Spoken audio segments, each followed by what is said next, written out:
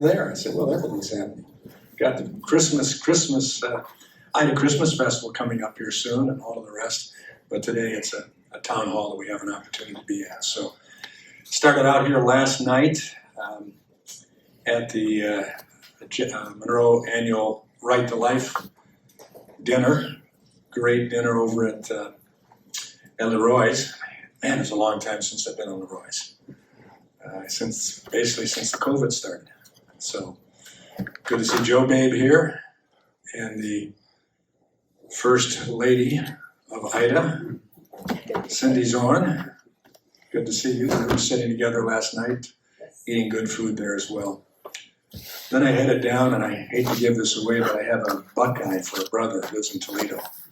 My twin brother. It's just a shame. But you know, some members of family go bad, and you have to live with it. But they put me up last night because we had a 7 o'clock arrival at the Toledo refinery, where Fox and Friends were doing a interview of me and Bob Latta and Lisa McClain from Michigan, one of my colleagues from Michigan, on the Line 5 issue. And so that was good to have that opportunity. That was an early get-up, and so I thought, well, there's a good reason to have a brother in Toledo, shorten the distance. So now back up here and glad to be with you this morning. A lot of issues that are going on. Most importantly, the Biden inflation that's taken place. Tax Policy Center came out this morning with a study that they've done on the Build Back Broke, or as President Biden calls it, Build Back Better. I think we're Build Back Broker plan. That it will be a tax increase on the very people that President Biden said he wouldn't tax. He said, I'm not going to tax, remember that. I'm not going to tax anybody that makes less than $400,000 a year. Well, how's the inflation feeling for you right now? That's a tax on everybody. And now this Tax Policy Center, which is not a partisan policy center, came out today saying that in 2022, 20% at least of middle-income families are going to have a tax increase as a result of the BBB, Build Back Better plan, the $3.5 trillion plan, that actually is a $4.3 trillion plan. And the only reason they're talking about it being 1.75 now, you've read about it, haven't you, is that they've reduced the time of the expenditures from 10 years down to 7 down to 5, 5 down to 2 or 3. And so it appears like it's less being spent, but it's actually the same programs.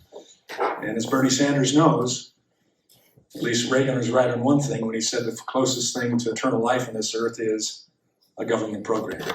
And so once you have these programs in place, like free college education, and that's not only for citizens.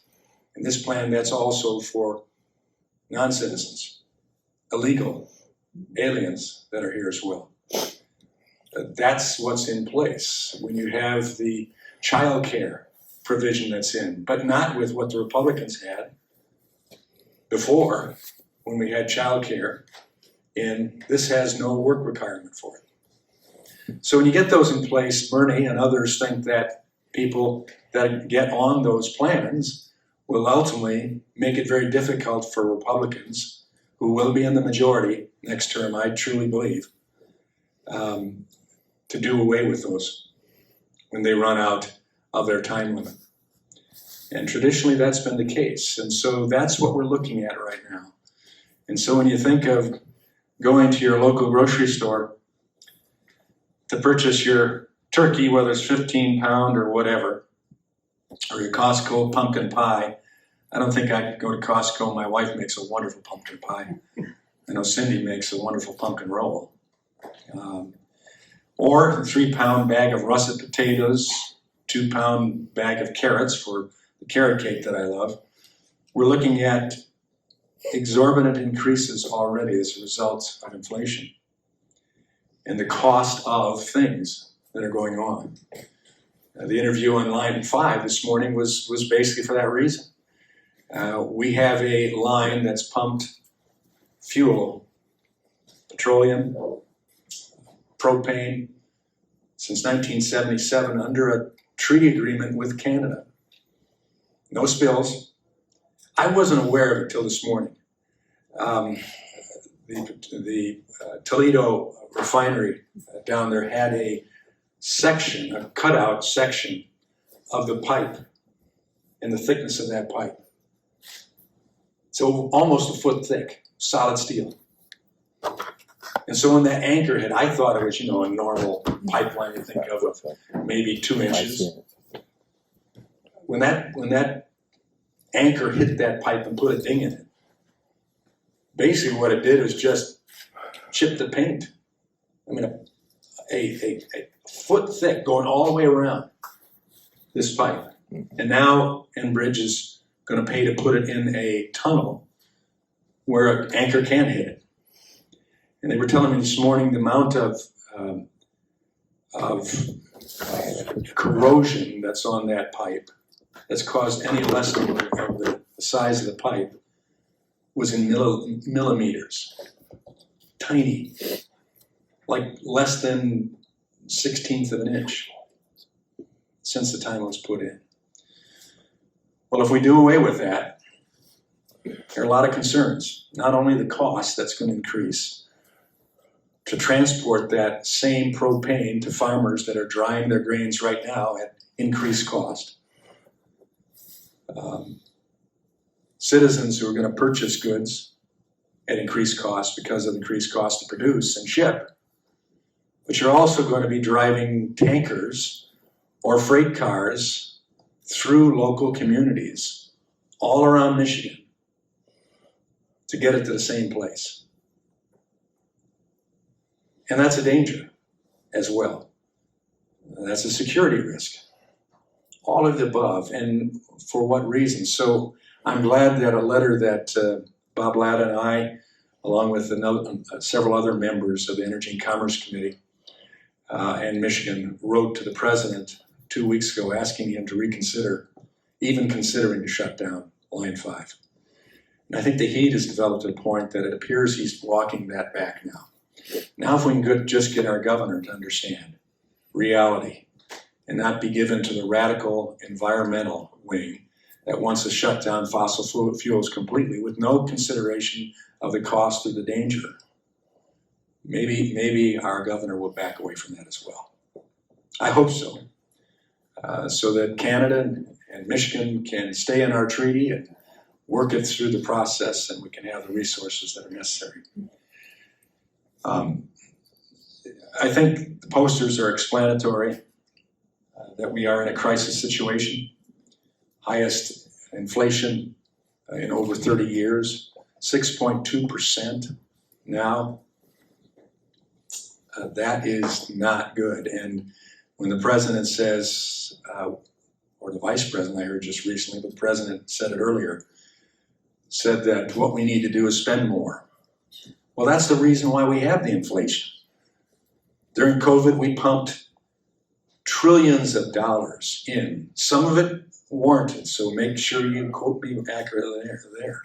Initially, some of that was warranted, but it went on and on and on, to the point we were making it an encouragement for people not to go to work. They were getting the government checks. And some were saving those checks, and some were spending.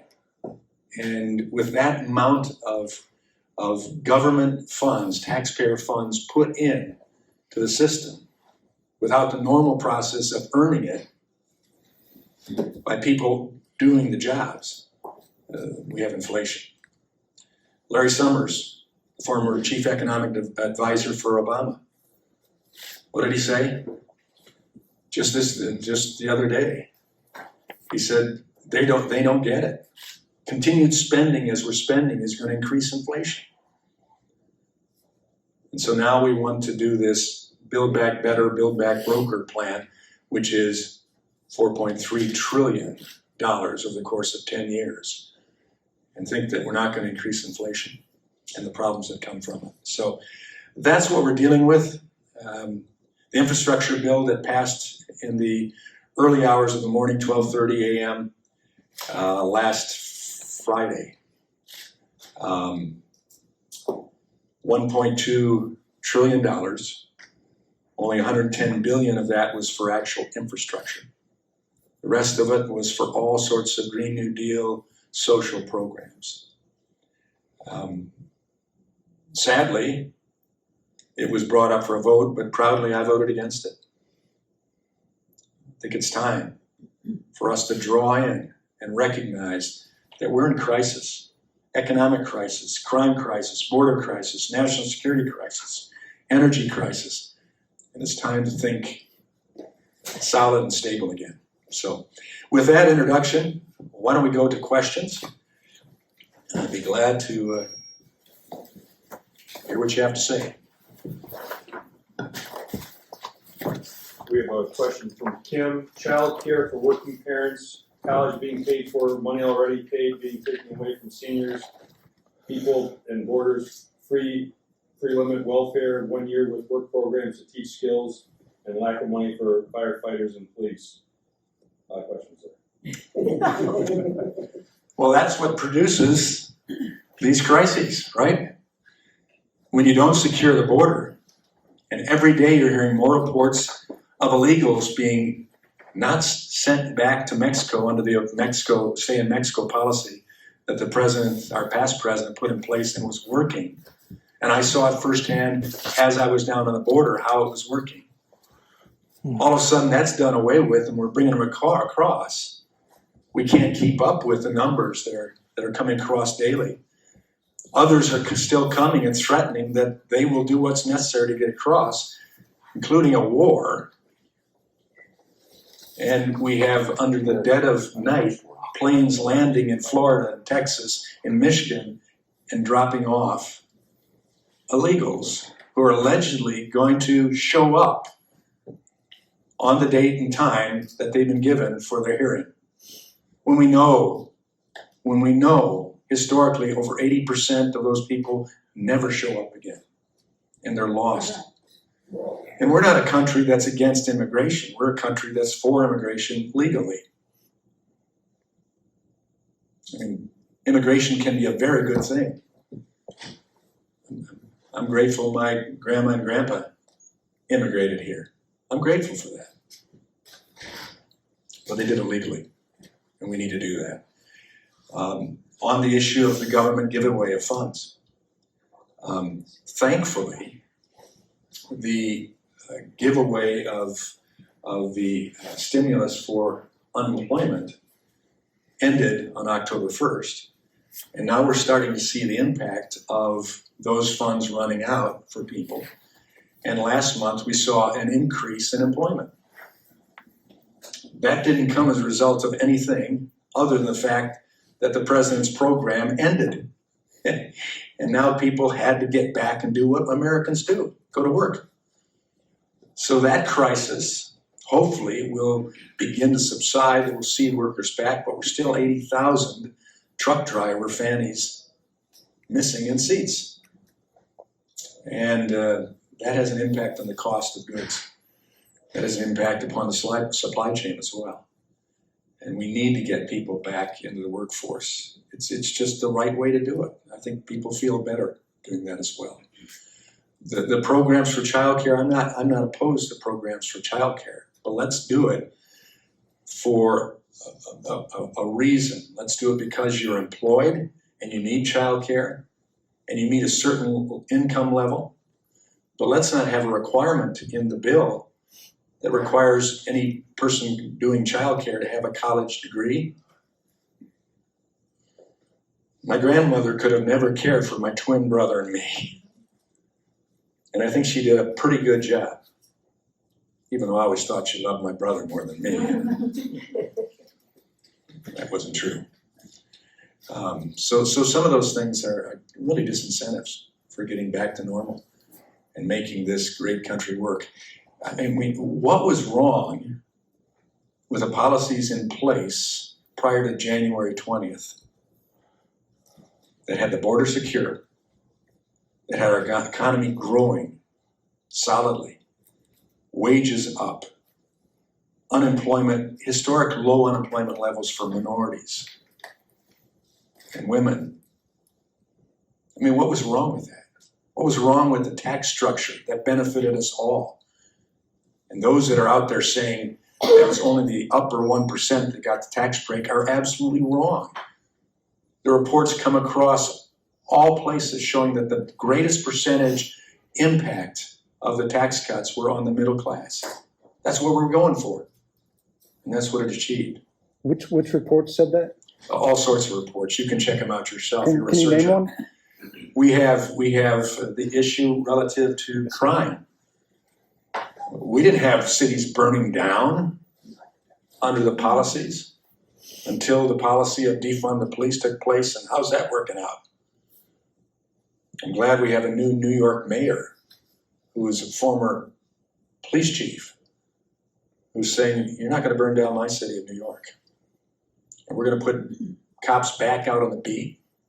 We're going to have them out undercover as well to make sure that crime doesn't get a start. And that works. That's common sense. National security. China got worried about us because we were pulling ahead more and more. And we were transporting, exporting resources, fuels to other countries. We didn't need OPEC. Our manufacturing was burgeoning again. Jobs were coming back to the United States. And then COVID hit as a result of China.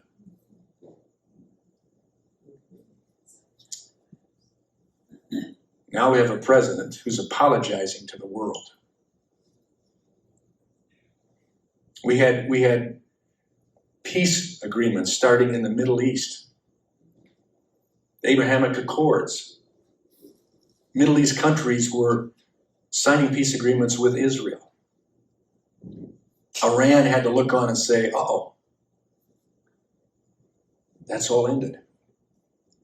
And so policies make a difference. You know, we may wish that personalities hadn't been involved so much, but the policies, the difference between what we're seeing now when everything is in crisis. I asked the question, if anybody in the room can give me one success that President Biden has had so far? Child tax credits. The Republicans gave child tax credits, but we gave it with a work policy as well. So you oppose parents having tax credits? Not at all, but with work policy. Why would you need a work policy to get a tax benefit for raising a kid? We want people, well, that's your choice. If you want to raise a kid, I don't know if you have any children, but you make a decision about that and you care for your kids where there are specific needs. But the child tax credit we have in place now with this president gives millionaires tax credits. But you think This both isn't parents your need to question. work? Okay, we're going He to asked the question to us. It's not your question. We'll get you a We'll question. get you your He asked the question We'll to the crowd. Okay. And you answered it. Faye from Monroe wrote, why did those 13 so-called Republicans voted for the infrastructure bill? You got to ask them. I can't answer for them. I know I didn't vote for it. There were 13. Some of them I would guess because of the districts they represent that are D plus something, D plus 1, D plus 2, that means Democrat-leaning districts in New York or whatever, decided that that's why they needed to vote for infrastructure. I think they should have been wise enough and smart enough and articulate enough since they got elected to be able to describe to their constituencies, folks, I want to vote for infrastructure. Republicans offered an alternative plan months ago of $576 billion for infrastructure that was paid for with unused COVID relief funds and normal transportation dollar funds. And the Democrats turned it down.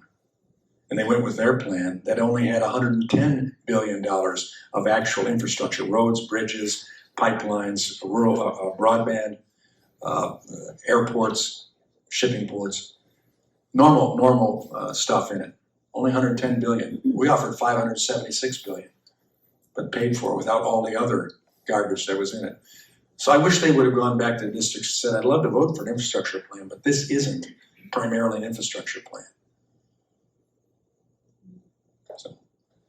Sharifa from LaSalle writes, why has Biden's allowed the U.S. border to open so the cartel can use illegals to bring drugs into the U.S.? I can only conjecture.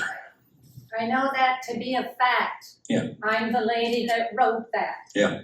I have family in Texas, and I know that the cartels can give drugs to the illegals to bring into the United States. Fentanyl is the main one. Mm-hmm. He allowed it. Closed the borders. I agree. I believe that they're being let in to be voters for the future for the Democrat Party. I agree. And you will not be able to dissuade me of that position. Why? Why would you bring all of these people and allow human trafficking in the process? There are rape trees that have been shown on camera on the route coming up to the United States from the south. It's a piece of mine. And fentanyl, if I had a penny in my pocket, I don't have a penny, This is a a normal piece of bike. gum, but This is- if I had a penny, I could show you I went to that penny in the ear of Lincoln. a symposium. 2 grains of fentanyl in that ear is enough to kill a person. Right, Joe? Showing right there. 2 grains. Looks like And we've quarter had inch maybe. pounds and pounds and pounds of fentanyl, record proportions. We've caught a lot of it, but we know that others have gotten across. Why? Because it's hitting our communities. And this stuff is killer. The cartels are making huge dollars off it. If you figure on average, for a person to be brought up by the cartel, it's going to cost them somewhere between $4,000 and $5,000 per person. How do those people, there are some cases making less than $500 a year if they're working, how can they pay for that? They're going to pay it by running the drugs. They're going to pay it by getting things in the United States that the cartel doesn't have to do themselves. So no, it's a terrible thing. And again, the border was secure. The fence was being completed. There's still steel and iron on the ground that was paid for by your dollars to finish the fence that would have been finished had President Trump still been in office. But it's just sitting there and rusting now. We paid for it. We even paid the construction companies the contracts to do it, and it's not being completed. And our law enforcement officers, Customs and Border Control, are being worn out. Totally worn out. I'm trying to deal with what's coming across. Randy from Temperance writes, they want vax mandates for U.S. citizens, but let the border crossers come in with no vax. You've heard me state I'm opposed unequivocally to a vaccine mandate. Not opposed to the vaccine. I know some of you may be opposed to the vaccine. Fine. That's your choice. On the basis of the science that you've studied, talking with your doctor or whatever else, you make that decision. It's not the government's responsibility or constitutional right to tell you and me that we must have something put into our body. Just like the Obamacare was a violation of the Constitution, and sadly the Supreme Court didn't rule on it, to require us to buy certain insurance. That's not what America does. Its government is put in place for that. So the vaccine mandate, I think the courts ultimately will throw out the OSHA requirements on the business of 100 or more. I don't think they have a leg to stand on to do that. And I'm glad the injunction is in place right now, but it's putting a lot of businesses, small businesses. And remember, a small business of 100 to 200 people is a small business compared to General Motors, DTE, Chrysler, or whatever it's called now, GM, and it's going to impact. So hopefully that'll be done away with. The government mandate coming from the federal government to federal employees, I guess they can do that, but How can they pick and choose though? Some are required to have it in some aren't. and some aren't. Yeah. Post office doesn't have to have it. Yeah. The, can't think of the other, oh, TSA, the people that Right, no. you meet, get on the plane, you gotta have it on the plane. They're considered essential, and so they give that waiver. But again, that's an arbitrary decision based upon what the federal government can say. I'm My point is that the federal government and private sector and OSHA should not be doing this. I've said the same to Ford and General Motors as well. I don't think you should be doing this for your employees. I met a gentleman at a town hall last week who's a 14-year employee of Ford. He's going to have to resign. He said, I'm not going to take it. I'm not going to take it. And someone in the room said, well, that's your choice. Go find another job. Well, that's true. But he's got 14 years in toward a pension, and he's going to have to give that up. And sure, it's his choice. But should we be doing that in America? No. Especially since they're not telling the truth about the vaccines. Well, even if they are. Well, if they were, then people would know more about it Yeah. and not be taken. It's early, and I've taken the vaccine. I think I'm doing okay. I know people that have gotten sick. I was just with Bob Latta, my colleague from Ohio. He never had COVID, but he had the vaccine, and he got COVID.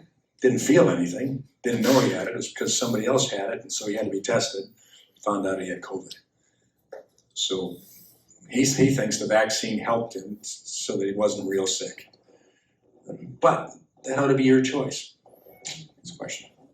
Paul Walforth from Ottawa Lake writes, Congressman Walberg, you've been outspoken blaming President Biden for our higher energy prices making us less energy independent.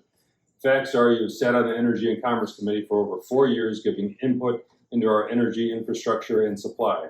You have been a big proponent to building export natural gas pipelines and LNG export terminals. It's being reported that in the first 6 months of 2021, U.S. LNG exports have averaged 9.6 billion cubic feet a day, an increase of 42% comparable to 2020, and 10% of the nation's gas production. Does your position on the Energy Subcommittee factor into this giveaway of our affordable American energy supply? No, it doesn't at all, except for the fact that I get actual research that's factual, that tells us what we can do if we have the resources and use it. And when the president came in on January 10th to the 20th, after being sworn in, and I was there listening to his speech, first thing he does is does away with the Keystone Pipeline. That's an export pipeline. It's an export pipeline. Why were we exporting? Because we were producing more. Under that the was past Canadian. administration, the past administration, I'll answer your question. Past administration, they allowed us to finally explore and develop and drill on federal lands, including ANWR. Huge, huge space that had no negative impact. So now we're capable, with an all-of-above energy plan, which it was, to not only see our prices impacted positively, but be able to export it to other countries. And that's why Belarus this morning is now threatened to shut down their production of fuel going to Russia and using the Russian pipeline. Why? Because they understand that Europe is going to be held hostage by Russia. They'd rather have America supplying them the resources of LNG, etc., as opposed to Russia doing that. We were paying what a year ago? Somewhere between $1.79 and $3.02, I think it was.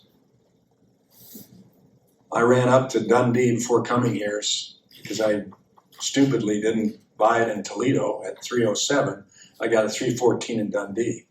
But by my house, it's $3.49. Jackson, it's $3.49. Most of the place in Monroe, it's $3.49, $3.43, whatever. And it's going up. Someplace in the country, it's over $7 a gallon. Now we can say, California, deal with it. You want this policy, you live with it. But no, we shouldn't be. So Paul, that's what I'm saying is we have the resources. Now we've stopped exploration and drilling on federal lands. Resources that could provide continued fossil fuels that can be used appropriately, not only for fueling our cars, but making my glasses and other products that are using petroleum, and helping our farmers who are now put at a real bind in paying for propane at an increased cost when they need to dry their grains. So bottom line is that's not because I'm an Energy and Commerce Committee. I'm glad I'm on it because it impacts my entire district. Well, you've been a big promoter of export pipelines, You bet I have. LNG all along. I've seen your letters in the FERC docket. Yeah. Supporting that, and the And why? Why the would I Keystone support it? pipeline is a tar sands pipeline, and it's shipped down to New Orleans. That's the only facility that can take and frack that And use it. and use it, but they export it. None of it's meant for the United States. It's That leaves shipped everything. offshore. It's leaves South everything else we America. need.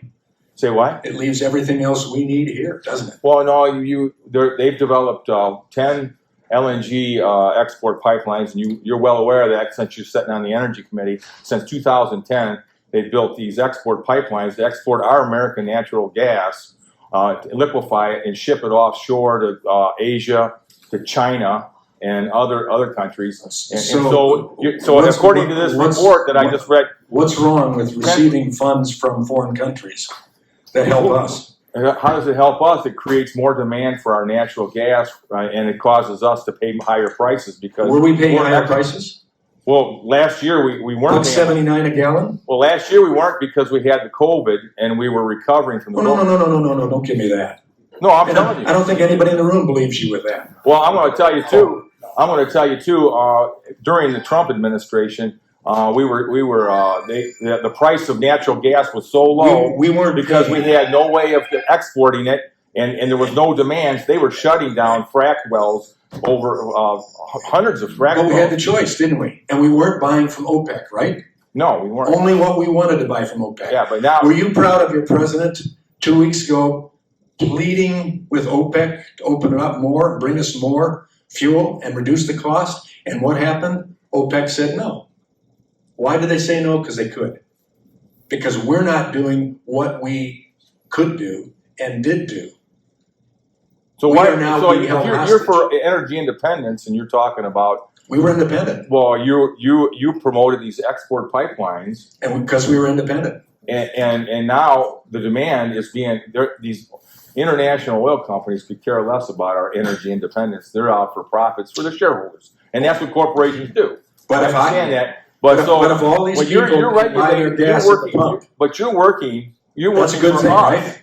and you're working for us. Yeah, I am. And you should be regulating the pipelines for us. What did all of you think about the low gas prices a year ago? You loved it, right? And when the pipeline was in, You people loved did it. a lot of jobs. So I wasn't working for you by helping to keep the gas prices down by selling it to other countries, what we could do in surplus, Well, there is no and have enough for surplus. us. They have contracts set up with these other countries, and they brought down our Paul, we're not reserves. going to agree. But thanks for your question. We Let's got go more on. questions to get to. Stephen here, from Temperance Rights, the mileage tax, is that regards to the electric vehicles? or- Well, no, I heard that through this last bill that went through that they're going to start taxing you on your mileage, not just at the pump. Because of the transition. Yeah. Yeah, it's in the bill that didn't go through yet. Okay. It's in the $3.5 trillion bill. That did not Again, go yeah. through yet. It's not through yet. Okay. I'm happy to hear that Manchin yesterday said, maybe we ought to wait till 2022 and see how this inflation starts to kick out. And I can bet a good number of my Democrat colleagues who are targeted and probably expect they're going to lose their seat this next time are going to be very adverse to Nancy Pelosi saying that we're going to vote on it next week like she's saying. And some are going to say, wait a second, if the Senate isn't going to even take it up and may not pass it, why should I have a vote on record for a bad piece of juju? Why? I agree. And so it's going to be interesting to see what happens. But yeah, they got to find all sorts of ways to pay for their social programming stuff that they're going on, that are changing us. They're socializing us. And they don't have enough money. There were projects that we had in for Monroe County, road projects that we had in. All of that was taken out of these bills. Why? Because they took money away from the social programs, the Green New Deal programs, et cetera, that they want to set up. Which version of the bill had funds for specifically Next question. Monroe? Specifically Monroe. You said there's. Lisa, We can talk with you later. If you'd read the newspapers, you would have read about those projects. Which Lisa, bill was Lisa that? from Monroe writes, What's happening with the political prisoners being held in Washington D.C. from the January 6th Capitol break-in? Well, it's interesting. There was a real mess up on that with the jail they were being housed in D.C. They went in and checked it out and found out that it was subhuman. And the way these people were being treated was worse than what you'd see people convicted of murder and incarcerated in our state and federal prisons and put in basic solitary confinement in high-level prisons. And so ultimately, many of the prisoners that were there beforehand, as a result of DC involvement, they were shipped to some other prisons. But as far as we know, the majority of the January 6th prisoners are still there. Some have not been charged yet. That's incredible. I would say that's pretty much against their rights. Why aren't you, not you particularly, but the entire Congress setting up and saying, this is wrong, we're here for the people? Let me just answer that. We'll go on to the next question. But let me answer that. The Democrats control the House, they control the Senate, they control the White House. That's your answer. Nancy Pelosi had a fence around the U.S. Capitol for weeks and weeks with no rational reason. We've never had that before. When Benjamin Netanyahu came to speak, pretty controversial character, a lot of threats on his life. When the president came, multiple presidents come to speak at the State of the Union address. We never had anything like that. And never disturbance that got out of hand like January 6th. And having seen those other events, I've seen equal number of protesters outside the U.S. Capitol and inside in the rotunda banging sheet metal drums while the police were removing them from the Capitol during the State of the Union address. But these people have been put in, and again, the point is to make, and let me make it clear, those of you taking notes and recording. January 6th, riot that went on inside the Capitol, wasn't an insurrection, it was a riot. It was wrong. It made me mad. As I sat on the floor of the House, I wasn't fearful for my life. Even as we were being told to put our oxygen masks on. You were on their side. You were on their side. I was just angry. They weren't coming for you. You were on their side. They opened the door and let business people. Well, whatever happened, there ought to be a true isn't that our commission house? being done on that. Isn't that our house? Don't we? It's the people's house. Yes. So And why they locked it down? And since that time, you've not been able to go into the Capitol. Yeah. My wife hasn't been able to take anybody on a tour of the White House. 2 years now. And my staff has been unable to take people on tours of the U.S. Capitol. Why? Perception needs to be made by Nancy Pelosi that the insurrectionists are still there. The Make America Great movement is to be feared.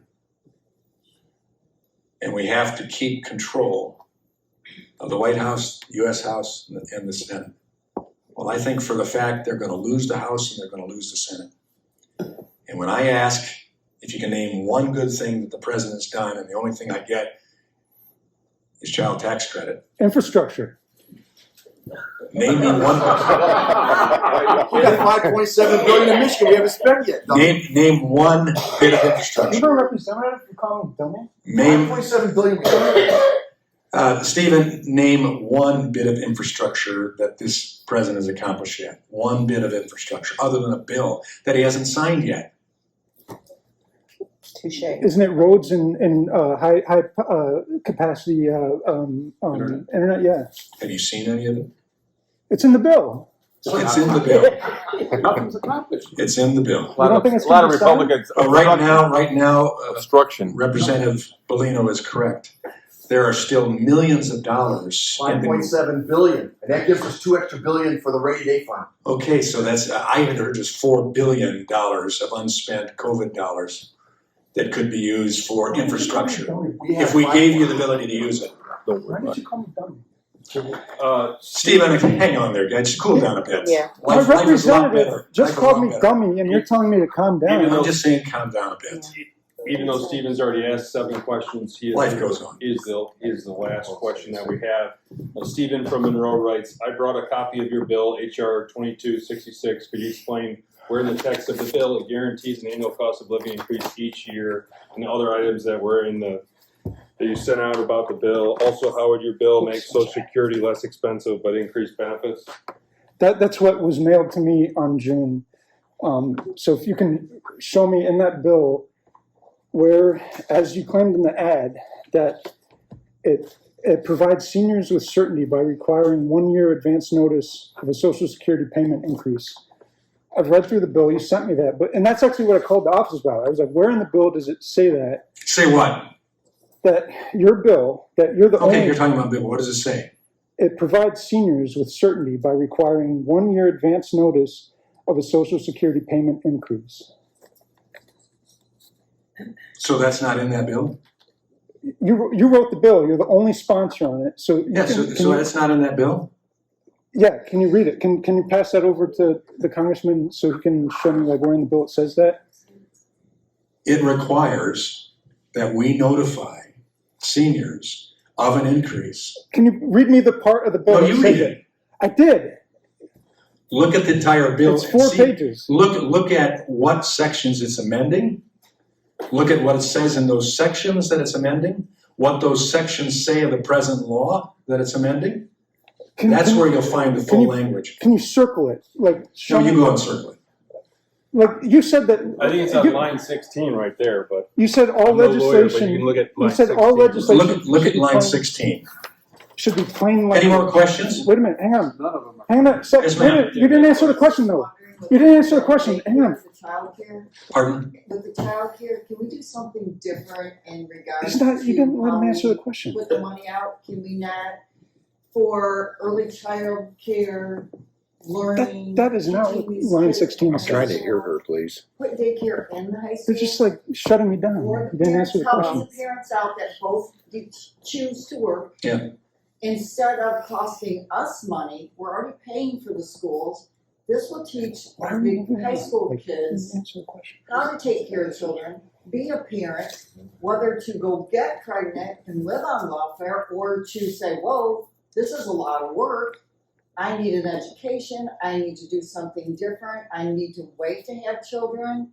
I need to get a job and choose whether I want to be a mom or a worker and make money so I can buy stuff and let somebody else pay for my child care. Let the kids in school do it instead of us always being the one that has to pay. I pay for my children through school.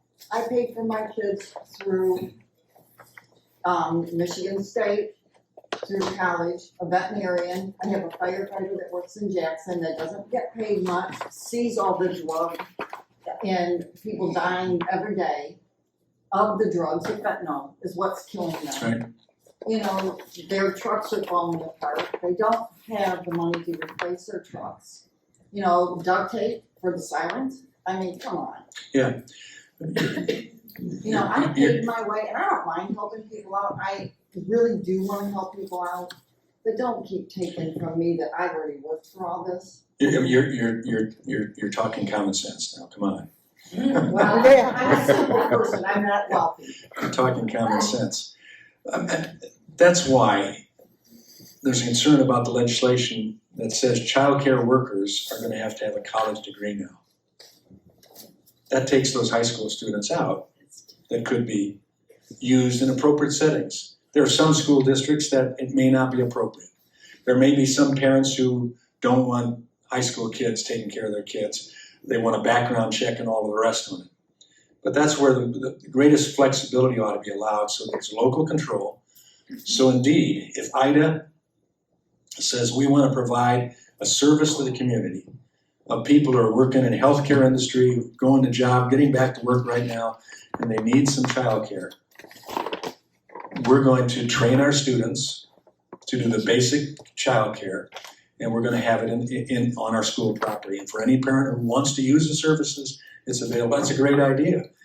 But that can't be done when you have a top-down management from the federal level dictating what child care services have to look like in every community in the nation. And that's, again, as I said, I'm not opposed to child care or child tax credits, but when they're used appropriately, not for millionaires, and there's flexibility that meets the needs of each local district. I was a single parent for 22 years. I worked very hard, and I didn't put my kids in daycare. I was fortunate that I could work around my schedules or take my kids with me to work. Yeah. You know. Or you had family members, so some people had family members who do it, but this would say you can't do that. Anybody else to pay for what I needed done. No, I hear you. This is big government, and this is, I think, what's waking a lot of people up, as seen in Virginia and other places in the country this last week. People have finally seen the enemy inside of us, and they're scared, and they're angry, and they're going to fight back. Have another question? Pamela from Temperance Rights, election integrity, what are we doing about it? And also, second question on solar farms. The Michigan legislature passed, 39 bills? There, do I have a second? Yeah. Say something? There are a lot of bills in the Senate and the House. Every bill's being vetoed by the governor. Even the bills, simple bills that say maybe the qualified a voter file shouldn't be given to everybody who wants it. And I agree with that. Do you know what the qualified voter file is? The file of everybody who's voted the last 10 elections. The Secretary of State used that qualified voter file to send out applications for absentee ballots. So my daughter, who's been gone 9.5 years, got 7 different applications for absentee ballots from different organizations, the state and different organizations. We think that should be shut off, not given to everybody. That's one simple bill. Absolutely. Another bill, we don't ever want equipment to be hooked up to the internet. Yes. Now, the Dems tell us in the House and the Senate, we don't do it now. Why would we have a bill? Well, you told us 13 months ago we don't need a bill on mask mandates because we don't do that now. Look what's happened. Every bill we've done so far has been very, very simple. The governor will veto every one because politically it looks good for her. So we'll put it on the ballot and let people vote for it. That's what we're going to do. And we want elections in Michigan to be run like the city clerk in Monroe, who's a Democrat, who runs great elections. We want it to run like that, not like Detroit and Livonia.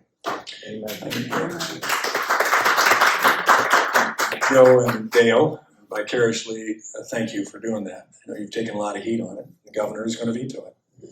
But common sense people out there say, what's wrong with voter ID?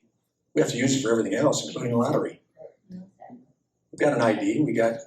I think you have a bill in there that makes state IDs free. Free, yes, sir. So if you don't have a driver's license, you can still have an ID. I mean, Honest people won't do anything wrong. we don't ever, I don't think, want to go through 2020 again, election, do we? No way. I don't. And Trump and I won in my district. I don't want to go through it again.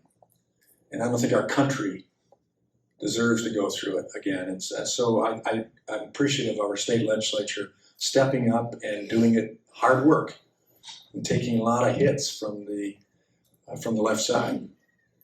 But this governor, I think she vetoes all of that at her own peril.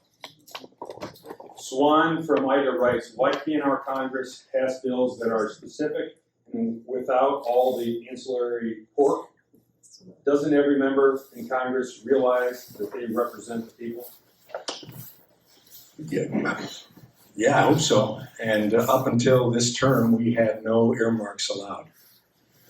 When the Republicans took majority control back in 2010, John Boehner was the Speaker of the House, did away with earmarks. Now, I think there's a trade-off there. If you give away your legislative directive spending, in fact, I think I know better than some bureaucrat in Washington what can be expended appropriately in Monroe County, for instance.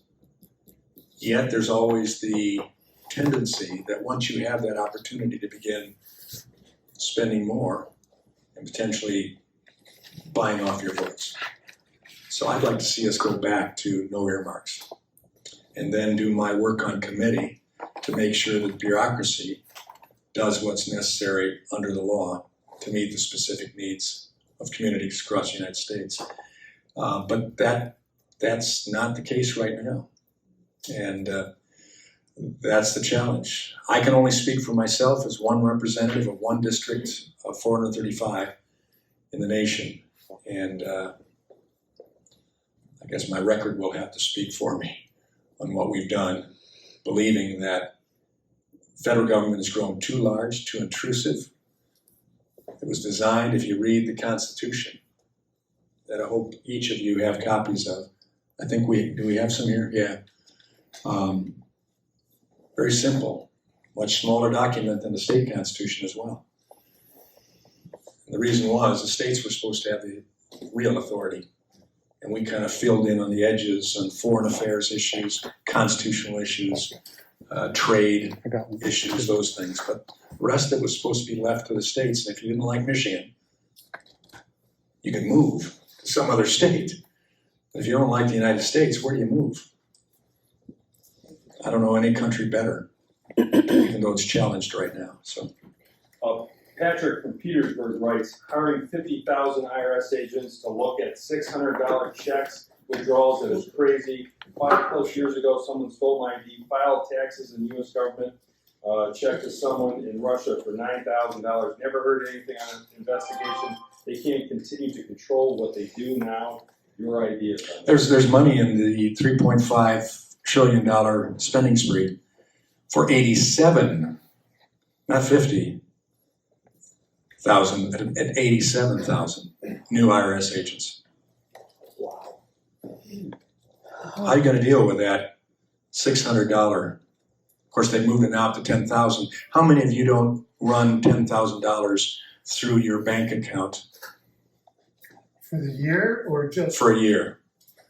Yeah, easily, everybody does. Everybody does. If you're buying insurance Right. for your cars, yourself, Cars? So it's you're not, paying your it's not a utility one-time payment, it's for the year? paying your utility bills. No, it's over the course of the year. Well, that's bull crap. That sounds better than $600 though. No, it doesn't. But it's the same thing. It's the same thing. This is smoke and mirrors going on with the Democrats. So, if you didn't like them auditing you before, and you wondered why you didn't get your tax return earlier this year than it was, because they said, well, we don't have enough people to do it. They're at home because COVID lockdowns have taken place, so we couldn't keep up with it. Well, now you have 87,000 more to look into your financial dealings.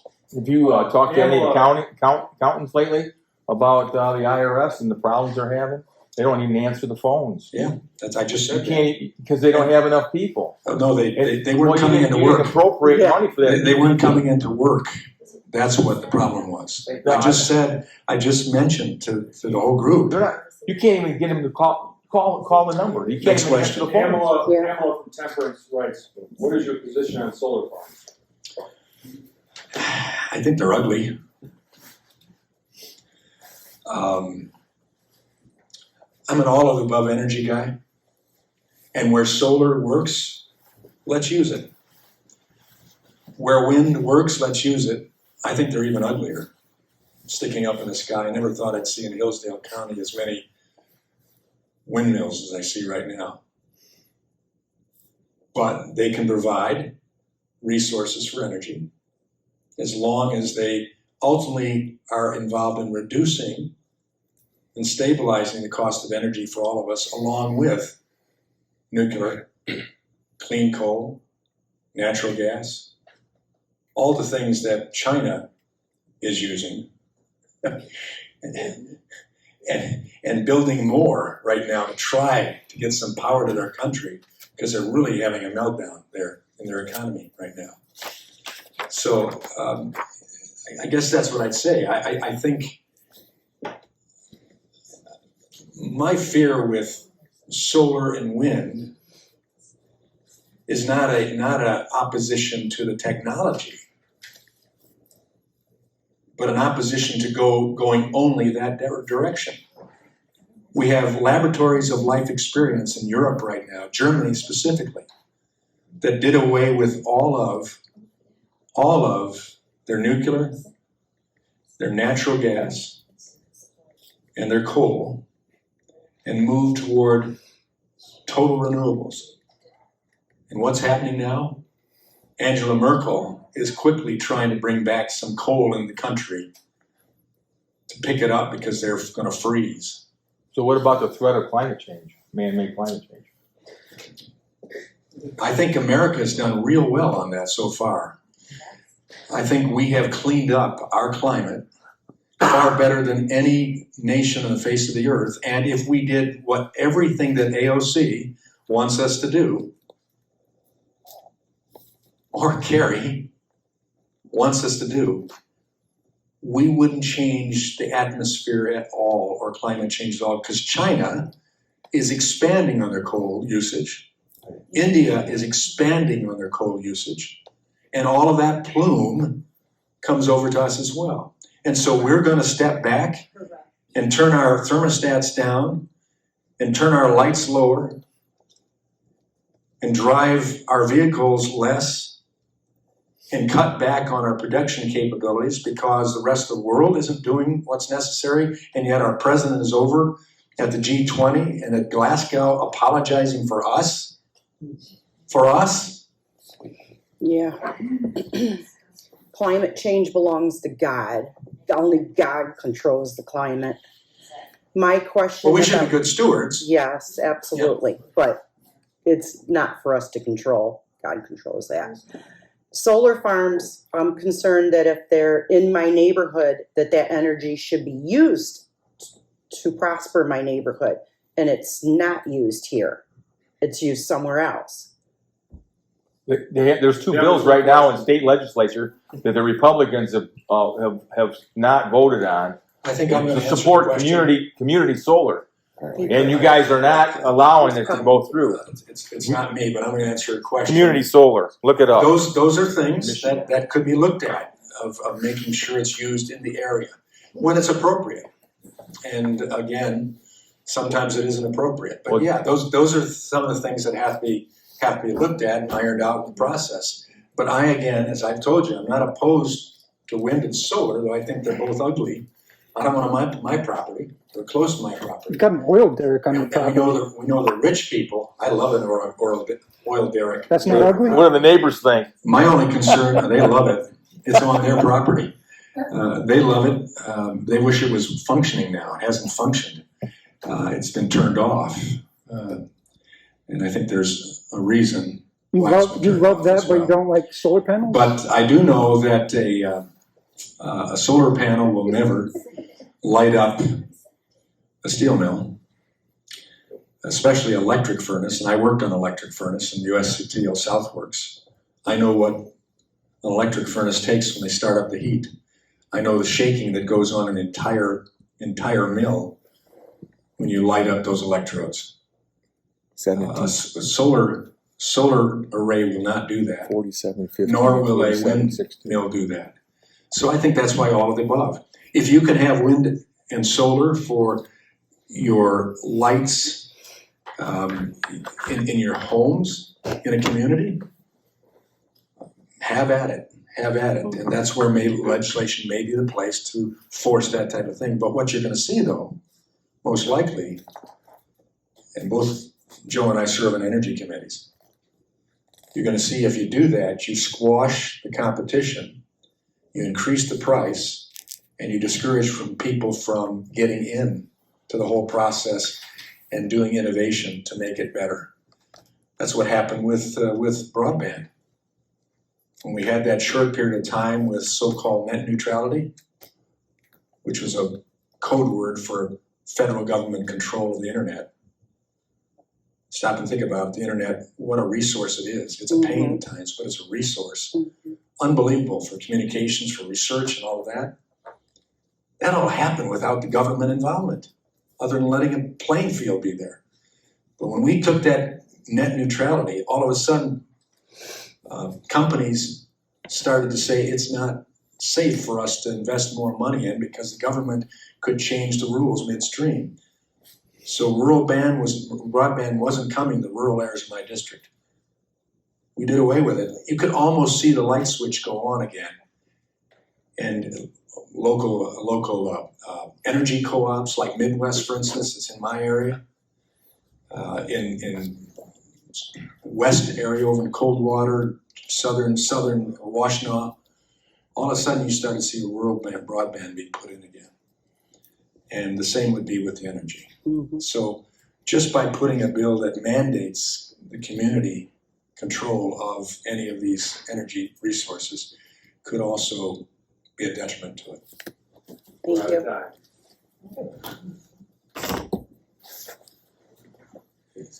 One more question. Yeah, I just had a quick question. Yesterday was Veterans Day, and I just wonder what, if anything, can be done from your aspect or your viewpoint to take care of our veterans who serve instead of illegals that are coming across and getting all this money given to them. We need to take care of our own. Well, I agree, and that's why I'm glad to see some of the improvements that we made. For the CBOCs, for instance, that are coming in, we just got another CBOC in Adrian, Michigan, community-based, and having Jackson,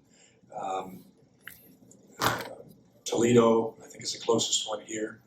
They have two of them in Toledo. Those type of things that I hope will help veterans that don't need to go to the big VA hospital.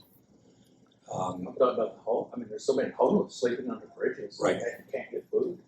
Right. Starving. And again, growing economy, expanding the job opportunities like we once had. Absolutely. And giving incentives for people to get back to work so businesses can thrive. I know all sorts of corporations that have plenty of contract opportunities but don't have the people at the lathe anymore that can handle it or the computer that can handle it.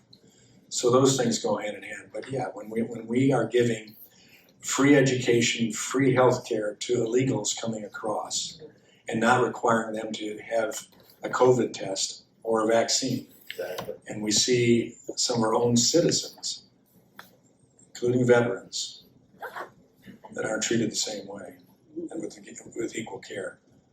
That's something we have to remember as we go to the polls the next time. Absolutely. Thank you. Because the only way our system works is by people declaring by their vote what they want. If the Dominion machine doesn't shut it down, I'll take it away. But I would hope that we start to move on from that and look toward 2022.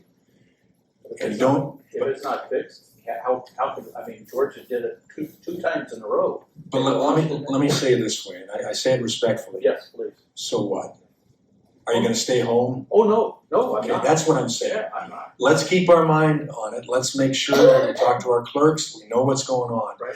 But let's have resolve to be out to the polls. Absolutely. Don't be scared away. Oh, absolutely not. No. Because I think ultimately it'll be fixed. And as I looked across what went on here in the 7th District, the Monroe, Langley, Hillsdale, Branch, Jackson, Eaton, and even in Washtenaw County, I think we had, for the most part, a safe and secure election. Yep, yeah. Detroit. Well, I want to say thank you for being here, and Thank you. Thank you. Thank you. we'll keep at it. And remember the best thing you can do for your neighbor right now is put a smile on your face. Remember you're an American, and we have still a great country, even with its problems, and we have, under the Constitution, still the opportunity to fix those problems. Let's do it.